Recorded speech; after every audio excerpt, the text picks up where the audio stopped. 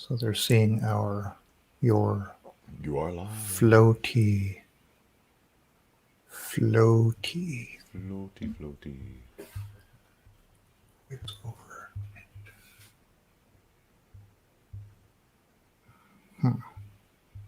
Oh, I found it. He is B. Mitch Mitchell. Okay.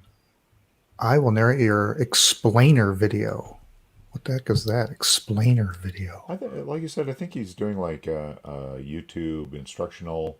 It sounded like he's doing a lot of that sort of thing, but he's also done like he did like basically like a YouTube commercial voiceover for like a dude ranch in Texas or something like that. Interesting.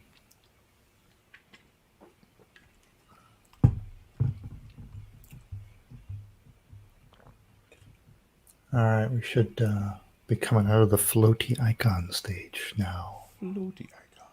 Floaty icon. Maybe next week we'll have some extra special icons in the mix there. That's right. What's up, everyone? Good morning. Good morning. I got to change the camera angle here so we can see. Oh, I guess it doesn't matter. See John's T-shirt. You can't quite see it. You just got the edge. You see some hex. KansasFest. KansasFest. You've worn that one before.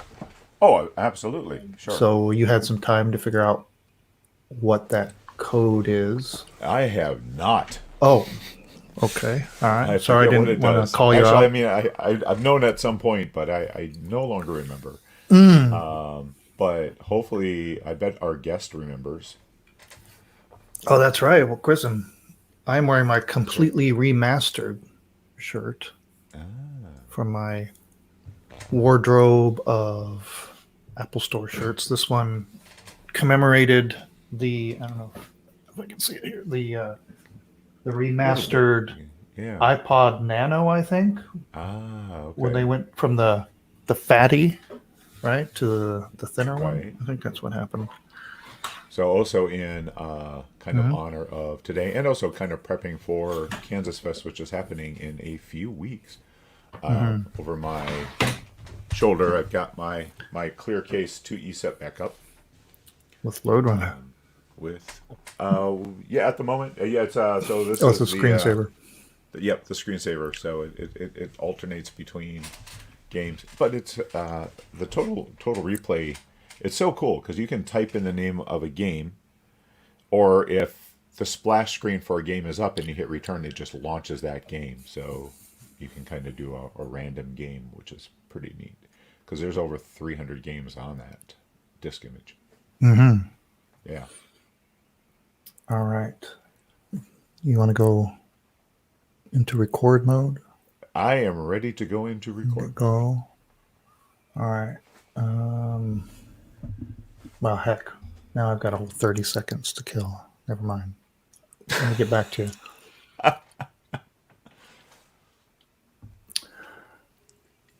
Yep. Drink coffee. We're trying to keep the time since we have a guest coming in. David, Jeremy. All right, let's count it down. All right. Let's go. We'll do it right here on the numbers. Let's go in 5, 4, 3, 2, 1. Welcome to the RetroMacCast with James and John. This is episode 577 for July 11th, 2021. Good morning, John. Good morning, James. We are back. It's been a couple of weeks. Yeah. We took the 4th off. Did you get out there and do the traditional cookout? No, we did not. I did have a few people over and we played a little bit of Quake. So, well, different kind of that could be a tradition. Absolutely.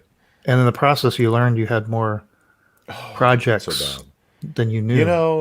You get everything set up, and then you go to turn on some of the Macs that you've got, and I encountered not one, not two, but 3 Macs that have acquired issues since the last time I used them. I got my G4 iMac, does not read the hard drive, even though the hard drive is fine. I've got a 6500 that the IDE drive would not is not working, and I've tried a couple other drives in there and it doesn't see them. But of course, I'm using old drives, so it could be the drive issue, or it could be the interface issue. And then my eMac, it looks like the analog board is starting to go on it. So, yay! Oh no. Oh Yeah. no. And of Fortunately, we course, have enough I other. want to Yeah? remove the front of the 6500, and of course, the plastic tabs on the bottom just snapped off. Snapped like off. nothing. Yep. Yep. Oh. Yeah, it's getting hard. It's going to get hard to start repairing Mm-hmm. these old plastic Mm-hmm. Macs. Mm-hmm. Mm-hmm. Well, let's see what's going on in the show today.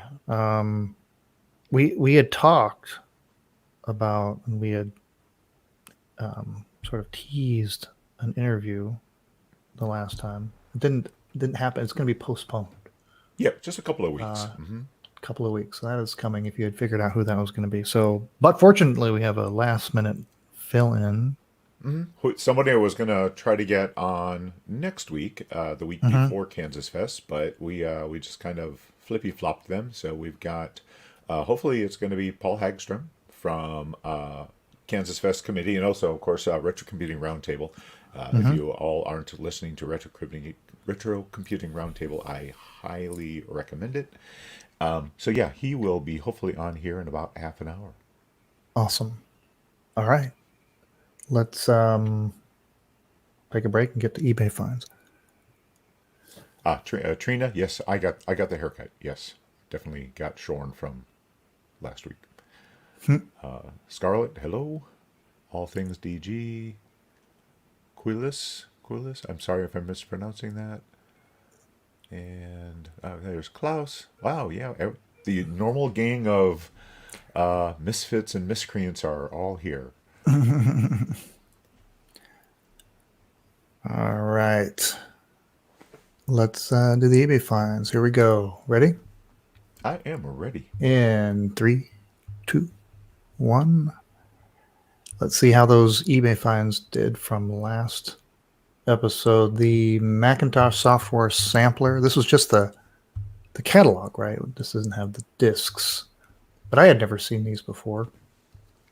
The catalog part of it, that is, with the descriptions, photographs. This one sold. Now, it had a couple other documents in there, right, too. But this was kind of the one to get. $49.99 after one bid. And Nice. let's see, the Audio Vision monitor, the 14-inch Audio Vision monitor is still available. Buy it now, $557.99 Canadian, which is $447. Maybe a little steep there. And the Mac Nifty. I can't believe no one thought this was like the perfect project.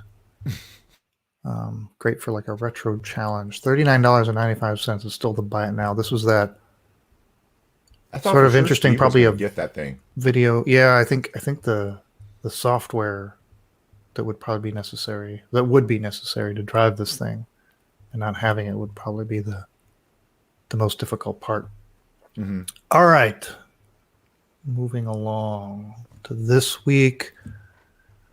The description says, or the title says, Super Rare Case PowerBook 180 Vintage Apple Macintosh Computer Carry Tote Travel. And what does the description say? It says, I've never seen this super rare case before. That was And the like PowerBook one 180. for the JPLA. Well, it certainly evokes that, doesn't it? Sure.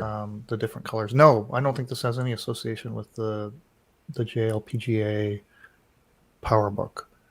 It says the PowerBook 180 powered up on about a year ago, but when I tried, it would not go on. But it does come with this carrying case for the ultimate Apple collector. And I gotta say, I've never seen this case before. Now, Oh, okay. I also, I've never seen this case before, and obviously, it came from that era. For some reason that we had talked about this case before. Really? From something else. I thought we had. It kind of looks like a cooler, but when you look at the photos, you can see that it does, in fact, is Yeah, if you look sized. on the inside, It's got the little rubber got place feet for- on the bottom. Right. But it is sized to fit. There you can see the 180. There's some. It's been used. Oh, you can see how it opens up there and has little Yeah, place for organization pens and business card. items. Sure. But it's in reasonably good shape for the age. It's too bad the 180 doesn't work, although that might be an easy fix. The sad thing about this. Yeah. Yeah. What? Go ahead, please. Oh, Price. The price, the buy it now price of $1,500. Well, steep. But there is a make an offer. But yeah, that case with the colors like that, really cool. Yeah. Absolutely. All right, this one, and it ships from Miami. I should say that. This auction ends. I guess it ends when somebody buys it. Okay, let's move along. All right. Next up, we have vintage Apple computer rainbow jewelry, earrings, necklace, keyboard, pin, 80s. They just covered everything. So what we got here is we've got two of the tiny kind of pins that I've used similar ones as like tie tacks before. So they've got two of those, lovingly modeling by sitting on a leaf for some reason. Then we've got the necklace in the middle, and I actually have that also. The cool thing is this Apple, that is an Apple III profile that you see on that pin on the left. So that one is quite a bit more unusual to me, and something Paul Hagstrom probably owns because he is a huge Apple III fan. So we've got it's kind of a steep starting price of starting bid of $180. I don't know if I don't think it's worth that. I mean, I suppose if you found these all separately, no, I would have to say even if you found these all separately, you're still not going to pay as much You think? as 180. Those earrings are fairly rare. Well, all of these so, things, I think, mean, and to assemble them. if you look at the are the backs? I'm trying to find them. Okay. Oh yeah. All right, you're right. Yeah, I've seen the ones I've seen don't have like the earring back and the longer post like that. So yeah, you're right. That is a little unusual. I was thinking more like the like you said, the lapel pin sort of thing. So, but those are actual earrings. The actual earrings, yeah. Yeah. So shipping should be pretty cheap for these, since it's just going to probably be able to go into a padded envelope. Don't have to worry about your plastic breaking on these. But let's go a little bit down on the description. This is: my dad was the first Apple personal computer seller, distributor in San Diego in the early 1980s, with several stores called Computer Merchant. He had this special old school style rainbow Apple jewelry made custom for his shop. I don't know about that. Because again, I've got that necklace right there, as well as I've seen that Apple III pin before. Now maybe he had those maybe those were original lapel pins that he made into earrings, but still, kind of cool. Kind of cool that the seller is somebody whose dad was an early distributor in the 80s. Kind of cool. Well, it could have been that store was the one that had these made, and all the ones we have originated from those. I don't know. That's a very good point. Well, is there a time limit on this? No. Yes. Nope. 2 days. 2 days. Oh yes, I see it. Okay, yeah. Sorry about that. Okay. Soon. All right. And lastly, look at this. This is a great presentation. The title says vintage. Oh, what does the title say? It says framed Apple Macintosh SE logic board. The description, doesn't really say anything more than that. Looks like what somebody's done is taken their SE logic board, put it in a case, right? But then taken the trouble to make a little placard. Is that engraved? I can't see. It says Macintosh SE March. It just looks like it just looks like a sticker on there. Does it? If you look at the not a metal thing. I don't think so. Yeah, and I'm not sure. I don't see how they actually mounted it in there.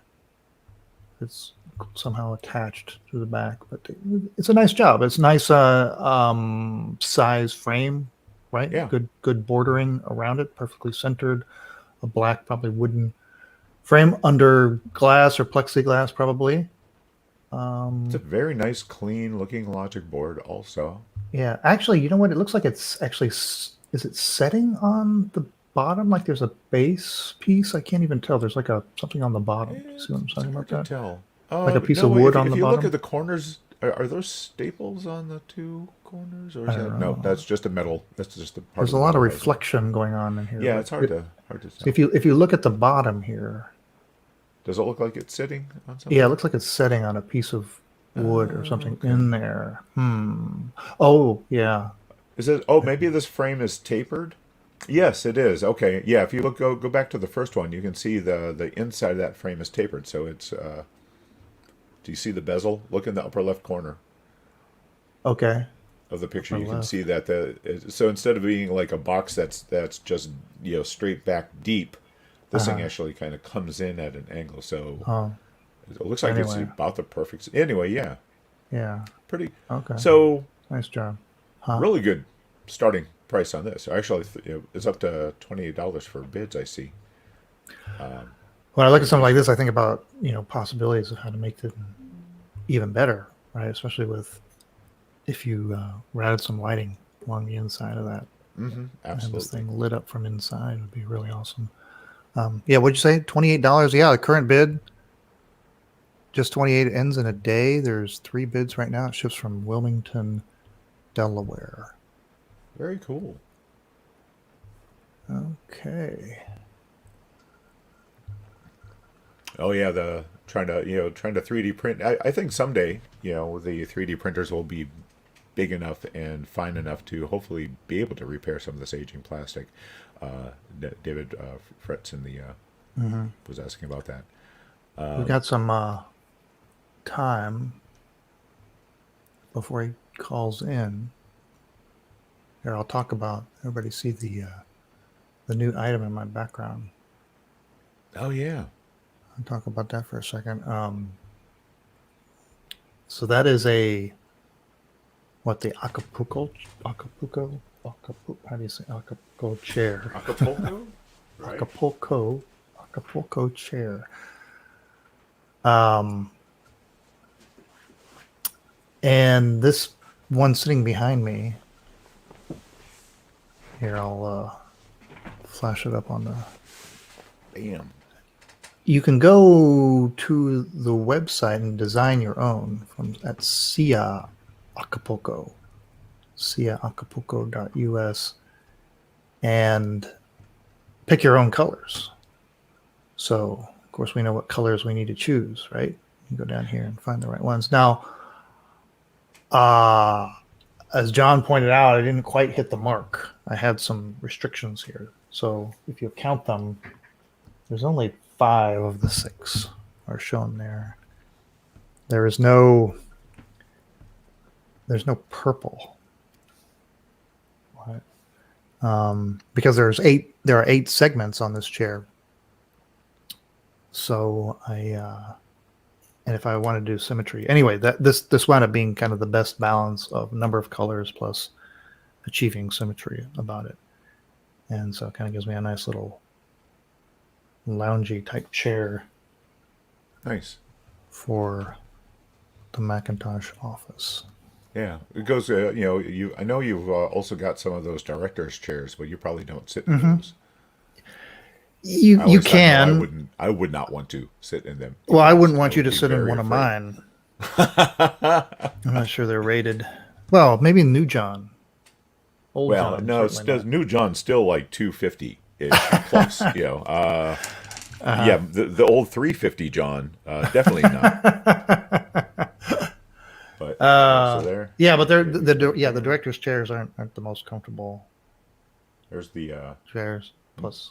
Oh yeah, there's yours. So does it have a name on the back? No, it's got that same anything? Textured. It's got that kind of texture that you saw in the other picture. And then like I said, the earrings reminded me of this was pretty the lapel pin. So I've got here a purple headrests. There you go, a purple pillow. David has solved it for me. Oh yeah, the 2E one. 2E pin, yeah. But a purple pillow of some like a pillow, round yeah. purple pillow or something. Go to Throwboy and see what they Well, got. I was what I was thinking about getting some kind of blanket. Um, Oh Actually, we'll yeah. talk more about that. I'm gonna share in the Are you going to get news. one of the custom ones from somewhere, or like the Cairo blanket? Of course, that Well, one's I was just black looking, and white. yeah, I was looking for a blanket that would kind of mimic the vibrant colors, right? So it Well, I tied mean, them in. Throwboy has a couple of those blankets that are the like the Happy Mac color, right? Yeah, the Mac OS logo smiley face, but it Mm-hmm. doesn't really. It's a light blue. Doesn't really fit. I Oh, don't know. right, right, I'm right. working on it. You're wanting, Yeah, yeah, yeah. It may not even need that, but yeah, the purple pillow idea. If I can find a nice, simple one, yeah. um, awesome. All right, let's see.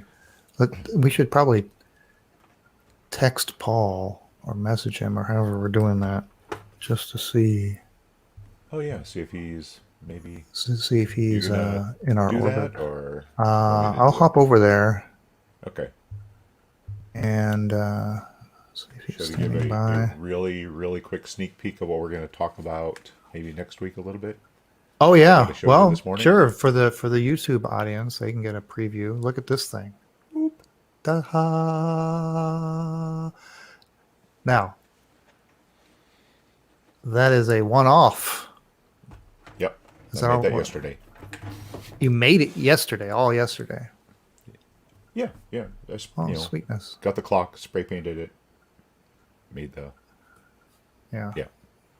And of course, and Anyway, somewhere I we'll have go the into, watch, which I'll have to yeah. bring out next week when you talk about your clock Mm-hmm. that Yeah, you we'll go sought into to more mimic. detail.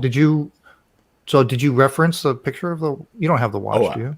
no, I do not have the watch. So I just, looked up pictures online and Uh, figured out the scale I needed and we everything. also need to figure out what um,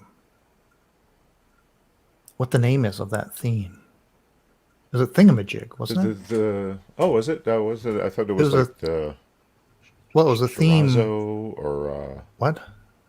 I'm trying to I think it think. was the Thingamajig theme Theme? Oh, okay. when OS 8, right? Do they call them themes? What do they call them? Yeah, theme sounds right. Because it was Yeah, Kaleidoscope was schemes, right? schemes. Gizmo. Was it really Gizmo? Gizmo. Okay. Oh my gosh, Gizmo. Scarlet to the rescue. Of course, those might remember my dog was named Gizmo. That's right. We had Widget and we had Gizmo, and we named Gizmo because we had a dog named Widget, but would have been a better story had I remembered that was the name of that original that theme.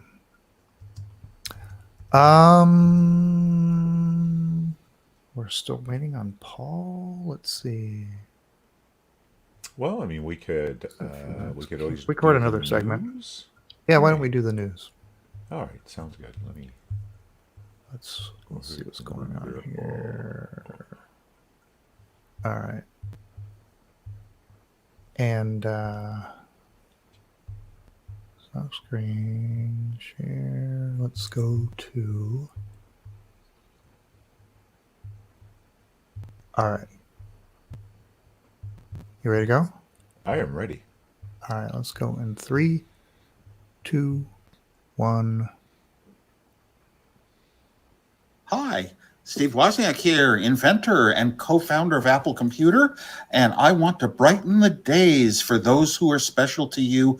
I want to encourage, I want to inspire, and bring joy to others, and I like to throw out jokes too.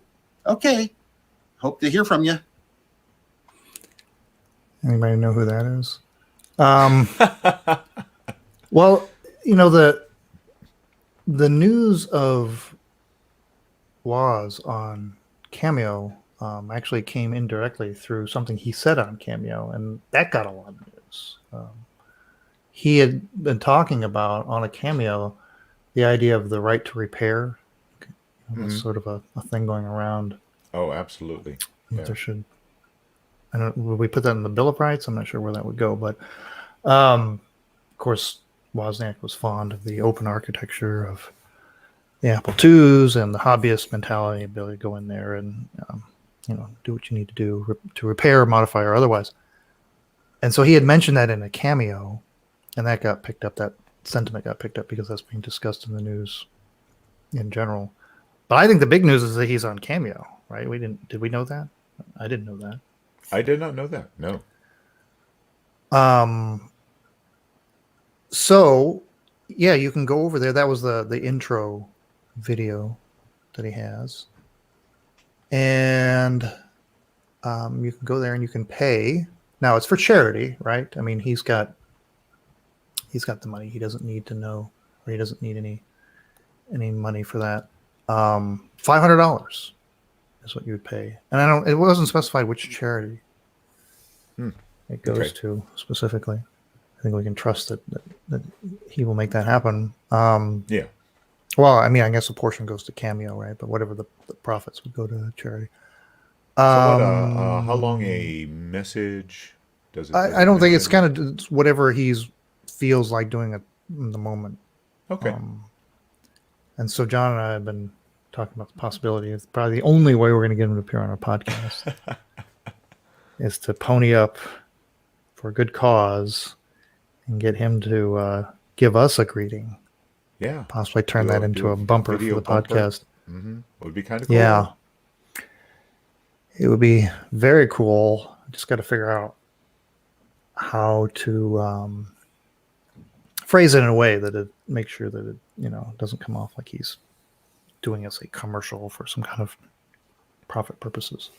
Yeah. Well, I mean, I think if it was just a very simple, hey, this is Steve Wozniak, you're listening to the RetroMacCast, would probably... Yeah, you could have some suggested words. I think the idea is that he says something extemporaneously. Yeah. Either way, it would be kind of cool. Mm-hmm. I'm in for going halvesies with you on that. Yes. Awesome. I am. All right. And then we can also let's ask him see. to be on the podcast because, no. And it's like, well, yeah, I mean, you always throw in the invite there just in case. Right. And let's see, somebody in the community, Stephen Hackett, has a Kickstarter up for an Apple hardware calendar. He likes a nice big paper calendar on the wall. I do too. Oh, wow. As a matter of fact, there's something about, I don't know, seeing something like looking at a month at a time. I have a big blotter at my desk at work. Even though I have calendars on my phones and screens, all the screens and whatever, just something about looking at it this way. But this calendar not only shows you the days of the week and all, but it also shows you important historical notes from Apple's history, like product releases and that kind of thing, as well as has photography of prominent Apple items from his collection, right? And so you can go over, look under Apple Hardware Calendar. It looks like he's met his goal. There are 20 days to go. Very nice. I don't know what Very the pricing is. Yeah, there's a variety of pricing options. I think $30 is the starting point for the calendar. But yeah, he's got quite a collection, and so. Oh, very nice. Yeah. Here's part of it right there. Yeah. Let's see. Dana Sabera, Nanoraptor, gifted us this awesome thing. This would be a really great. I'm not sure ergonomically it makes a lot of sense. Maybe it's if you have like a stand-up desk sort of situation. Right. Yeah. Would You'd actually have to have a stand for your keyboard instead of for the Mac. Yeah, or you just set this on the floor. Right. Yeah. I thought this was great because you could, we were always copying floppies back then. And imagine being able to copy 4 simultaneous copies in parallel. Of course, you'd have to put some kind of ear protection on, I think. Right? Yeah, when it ejects them all, and you just be like, blah, blah, blah, blah. Yeah. And okay, Throwboy. We were talking about Throwboy during the break, but yeah, they have some new blankets Oh, all right. Look at these right here. Well, see, They there's your have purple the right there. oh, there's your purple. Yep. Yeah, I'm still not brilliant enough. Maybe that and the Oh, pillow okay. makes sense. I don't know. But yeah, they have the OS throw blankets, an 80s, which is of course just monochrome, the 90s with the purple, and then the 2000s has the looks like what's that reminiscent of the aqua, like the original Oh, yeah. Mm-hmm. background from the first Mac OS 10, and then there's of course the other ones that they always had. So, yeah,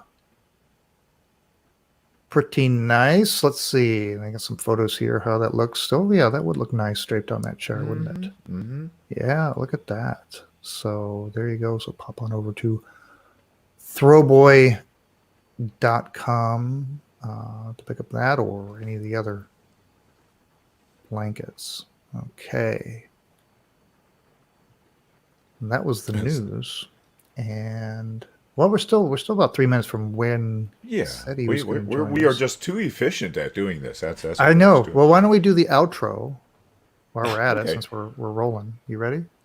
Yeah. All In set. 3, 2, 1. It's kind of hard to do the outro because we're not. It's still unpredicted. Like we don't know if we've completed the episode or not. So we're just gonna have to take a gamble here. And yeah. thanks, Paul, for coming on and talking about it.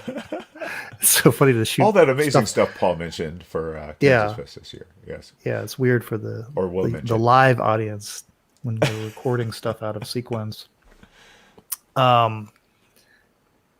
KFest.org, right? That's the URL. Go to register. It's inexpensive, right, to attend virtually? Just I want to say it was a few dollars, $10. Yeah. Hang on a second. Let's. I think that's right. Should be KansasFest.org.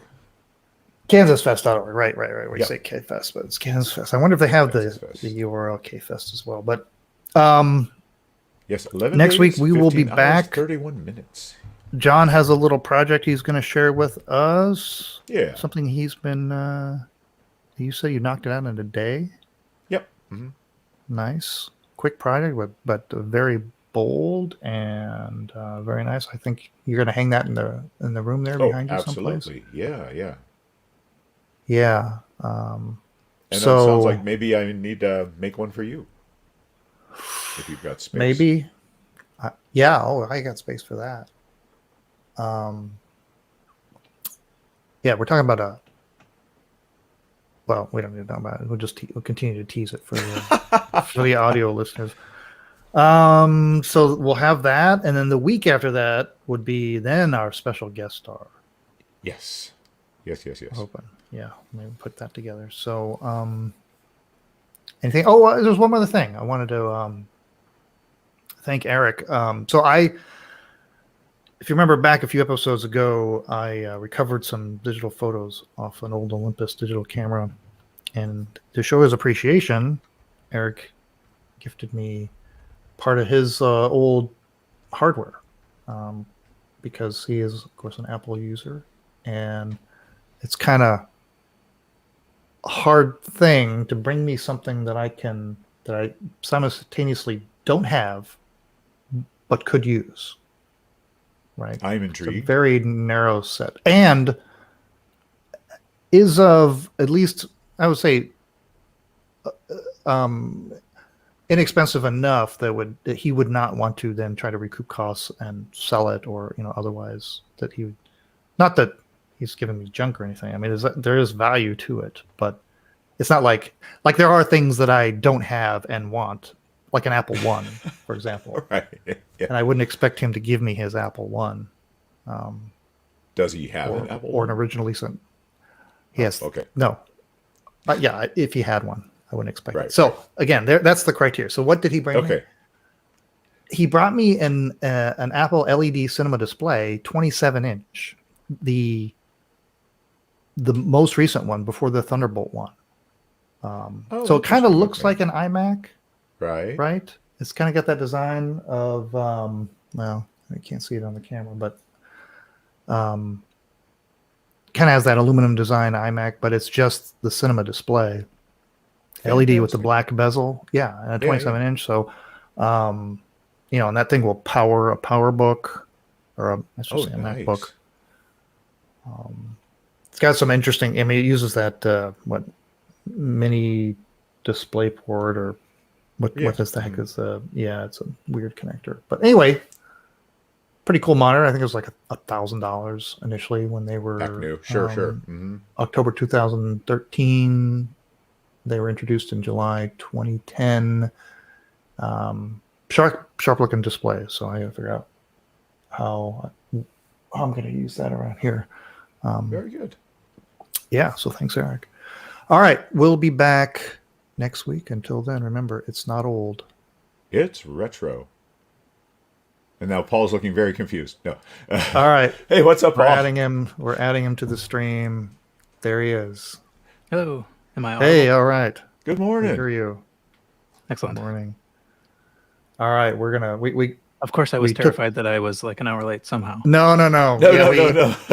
We were running ahead of time. We just completed the stuff for the audio portion. Nice. Yeah. All right. Well, good to see you. First of all, awesome. All right. Nice. Well, Nice we'll exchange pleasantries, but we'll record first. Okay, sounds good. We'll hit record. But actually, Paul, you don't have to record it if you don't want to, because I'm just recording all the audio on my end. Sure, that's fine. I'll record anyway, just because. Okay. Who knows what's going to happen with my network? But. Okay. All right. Let's go and John, I'll just defer to you if you want to just lead us here along. Yeah, sure thing. Okay, here we go. And 3, 2, 1.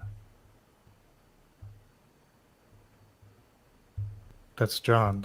Lead us. Sorry. That means John lead us. Oh, sorry. All right, here we go. We're going now. Okay, do it again. All right. No, just go. We're recording. Good morning, Paul. We are talking to Paul Hagstrom, one of the KansasFest committee members, and main host of the Retro Computing Roundtable, and the guy who does all the editing for Retro Computing Roundtable, and all around awesome guy. So, good morning, Paul. Good morning. How are you? Good. I in honor today, of course, I'm wearing one of the KansasFest shirts. And the discussion when I cannot remember what the code does, but obviously this code does something. Do you remember what the code on my shirt does? That is a good It's question. been a while, right? I think it draws. Okay. I think it draws KansasFest in Laura's graphics. Oh, nice. Awesome. I need to. Good answer. I need to actually go ahead and put it in there. Even if it doesn't, we'll say it does. That's right. Yes. I like that So, so this is going to be the second year KansasFest is going virtual, and first question, of course, is: are there plans to go back to a physical for next year? I think everybody is sort of assuming that that's going to be what happens. Mm-hmm. I mean, who knows? We weren't expecting to do two. Got it. Yeah. But anyway, I think as soon as we can, we'll try to do it in person. I mean, I think the one thing that's interesting about the virtual setup is that we've gotten quite a large audience. I mean, only so many people fit in Corcoran Hall at Rockhurst, but you can have as many people as you want if it's online. So we've gotten a lot. So that was the other thing is after this, do you think you're going to do kind of a hybrid event? There's this whole thing with the COVID has kind of changed how events are done. Could you see doing a full on live and virtual event at the same time, or do like 2 days that's the full up virtual, as opposed to just the streaming? Every year that you for the last you guys have done live streaming of events at actual physical KansasFest, but with the addition of having the Discord server and people being able to do their own side chat rooms while events were going on, it was I have to say last year was, for kind of how quickly you guys had to put together, was fantastic. It was a really great virtual event. So I'm assuming this year is going to be, as good or better. What do you have different planned for this year?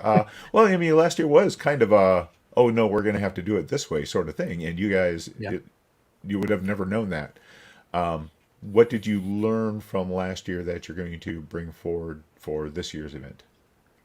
Well, I think actually, come to think of it, we haven't changed all that much. I think lots of Okay. things did work pretty well. There's no specific keynote this time, but actually, I think there wasn't last time either.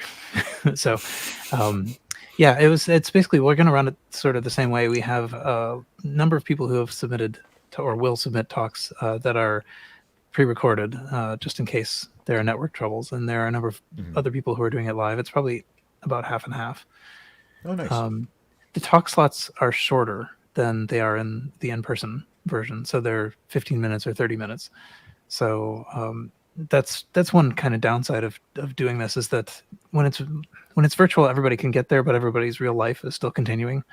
So I mean, like the advantage of Rockhurst is that everybody is basically taking the week off. They're isolated from everything, and you just captive audience is what they say. Well, I am taking that Friday off. Heck, I'm taking the Thursday off ahead of time just just because you won't be able to sleep. Yeah, right. Like Christmas. Yes. But I also have to say I'm not missing the for me a 12-hour drive, something like that. So, and it's nice so why no keynote? I'm not sure if that was a veiled invite. I think John would accept if you just flat out asked him. That's right. Yeah, I think we worked on it a little bit, but and there is an argument to be made. I think that if it's a virtual year, there are certain people that might be more accessible than usual. I think I forget 2 or 3 years ago we had Jordan Mechner come in. He beamed in for a quick talk, which was that was kind of a big surprise or whatever. But when it's virtual, you can bring in people who have no time or can't travel and that sort of thing. And we may still do that. Not this year though. So fantastic. So I think it is. They're definitely so I think this year we've got around 400 people registered already. It's still a couple weeks out, and normally I think we cap it at right around 100 in the physical dorm. So there are definitely about like 300 people who would be interested, I think, in some kind of virtual version of this going forward. I think we've thought about it a little bit. We definitely always have had streams available. So that not always, but I mean, like, within sort of recent memory, it's been streamed on YouTube and stuff. The difficult part is basically like getting audience interaction back to us. So if someone's giving a talk and they type a question in Discord, how does that get to the person giving the talk? And one thing that we actually do, because of course where I work, we're having to do all the meetings via Zoom meetings, and you basically have somebody just their job is just to go through the comments and go, okay, and then at the end is like, hey, so and so asked this question, because otherwise it gets lost in the chat. Questions do. If you have somebody dedicated and basically is the kind of the MC for the talk, they can at the end go, oh yeah, so and so asked this, so and so asked that. It's better than the person doing the talk having to also try to keep track of what's going on in the side. Yeah, that is possible. I think that would work better than actually trying to bring people up to ask their questions and that sort of thing on video. My impression is, I know that in the past we had a Slack channel, which is roughly like a Discord. And basically what ended up happening when the physical KansasFest was going on is that everybody was in other people's rooms playing with machines, doing all of the other things and not looking at Slack at all. So all the Slack people were talking amongst themselves and KansasFest was meanwhile happening. And I'm afraid that might happen again if it's sort of if we attempt to do a hybrid event.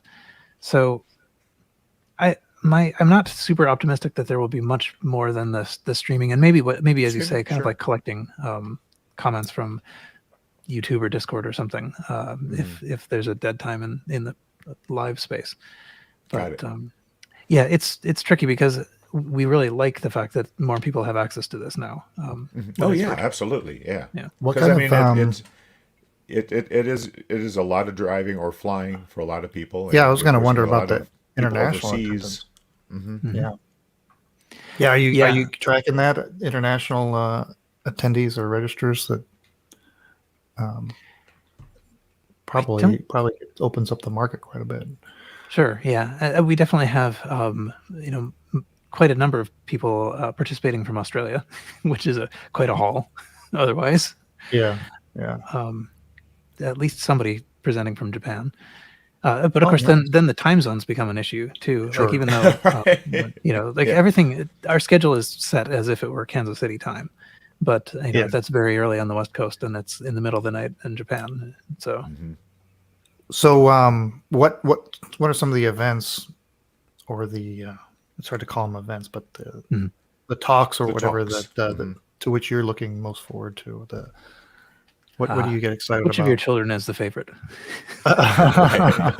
Well, are you presenting yourself? I didn't. Yeah, that's going to be the best one, no doubt. Okay. Are you doing some more stuff on the Apple III? I am, yeah. Because somebody's got to do it. Yeah. Well, so I just recently purchased the Reactive Micro replacement power supply for the 3. Because I'm trying to get my 3 finally actually working, and I figured a new power supply is always a good place to start. I don't know how kind of susceptible the Apple III power supplies were to failure. Obviously, you have the whole refit cap thing, but I'm hoping that helps solve my issues. What's the focus of your Apple III talk? Yeah, so my talk is going to be as soon as I put it together. But it basically the Apple III had a emulation mode for Apple II stuff. So like on the Apple III you could run Apple II things, but it was limited, so you could only run 48K stuff. It was basically emulating a 48K Apple II Plus, and or actually Apple II non-Plus. But at any rate, it was fairly limited. And so what I'm going to talk about is sort of ways that you can kind of get around the edges of that. So you can run kind of Apple II software in an Apple III environment, but also kind of talk a little bit about why it's complicated, why it doesn't work easily. So, nice. Okay. Yeah. So I think that's I think that'll be interesting and new to a lot of people who don't really know the Apple III, but it's just a little step away from the Apple II. So the people at the convention will sort of know most of the background. That's just one more. Yeah. That's right. Exactly. But just some whiteout and just get rid of that last little slash. You're fine. But yeah, so there's basically we just have a number of different sessions. So we have people from Call Apple, Brian Weiser and Bill Martins are talking about their year. We have someone who's ported, who's designed Apple IIe in the Unreal Engine and is talking about how that works. So like a fully virtual emulated Apple IIe. Wow. We have let's see, someone talking about developing a Chinese word processor on the Apple II and what it was like trying to deal with Chinese characters in that small graphic space. Wow. So any Lawless Legends updates? I am not aware of any. Okay. So I'm hoping soon. Right. I know they have been working on it. Okay, good, because I've got. Don't ask me how I ended up with it, but I ended up with about 80 brand new 5.25-inch floppies that I wanted to donate to when they actually decide to do some physical discs for the game, if they're going to do a release kind of like Nox Archaist. Sure. Yeah, I'm sure that it's an increasingly rare resource. Yeah, exactly. Well, cool. I have to say I'm looking forward to it. I'm just as giddy for the virtual event as for the actual going there event. And yes, obviously, I'm going to miss being able to see everyone in person, but KansasFest is definitely a very special thing for a lot of people, including myself. So I appreciate you coming on and talking about it. Yeah, thanks for having me, and I hope anyone who has not registered yet. I mean, it's actually I should probably find out what it costs, but I think it was it- $10, right? Yeah. It starts at 10, and then Right. if you want the pin, I think it's 20, and then it, and I think we Or still do there's- have some pins left. I was just Okay. going to ask if there's still pins available. Yeah, mine's think on the it's way. close. Haha. Yeah. Right. And there is a shirt. Actually, I'm wearing mine, but there is a shirt that you can get. It's sort of it's purchased independently from Javier Rivera's store. So, Oh, okay. But it is the official KansasFest 2021 shirt. See, and that's one of the things you're going to miss out on an actual physical Kansas Fest is Javier out in the sun retro writing 30 or 40 systems at a time. It's quite a sight to behold. well, next Yes. year, I guess. That's right. This year he's gone quite the other way. He's giving a talk on a black Apple IIc. So he's, rather than making it brighter, he's Oh, presenting right. Yes, black and yes, one. yes. He's got. Is there remember seeing- there's a retro blacking procedure? I didn't guess. know that. That's a thing. Awesome. We'll see. Anyway, yes. Well, So yes, thanks everybody. sure. Check it out. It's not expensive to do, and maybe we can convince you to come to the physical one. when Absolutely. it Well happens in worth it. 2022. Fantastic. Thank you, All Paul. right. Thanks, Paul. That was exactly what we needed. Thanks for last minute joining us. Oh, sure, that's fine. That's Yeah. good timing anyway. We want to make sure we get people enough time to. So Paul, I'm sad that you moved because I was really hoping to see you doing this from your office. Oh, from the Because I just picture this magical place when you talk about it on the on Retro Computing Roundtable. It's like, the warehouse of Indiana Jones kind of meets I don't know, a giant museum of all Yeah. crammed into an office. it does overestimate the amount that it is organized. It's a little bit more like a garage or a basement, But yeah, I'm sort of assembling things, some things around me. I have a Mac Classic that works, and many other things that I'm sort of setting up. I have a portable that just recently got recapped, so Oh, I have to okay. get a Did you battery. end up using the Mac Caps guy or somebody else? Oh, I didn't actually. Should I plug my other person? I found somebody Please. local, who is doing it, so that way I don't have to actually ship stuff. Oh, fantastic! Yeah, Yeah. And we're talking like the Boston area, correct? yes, exactly.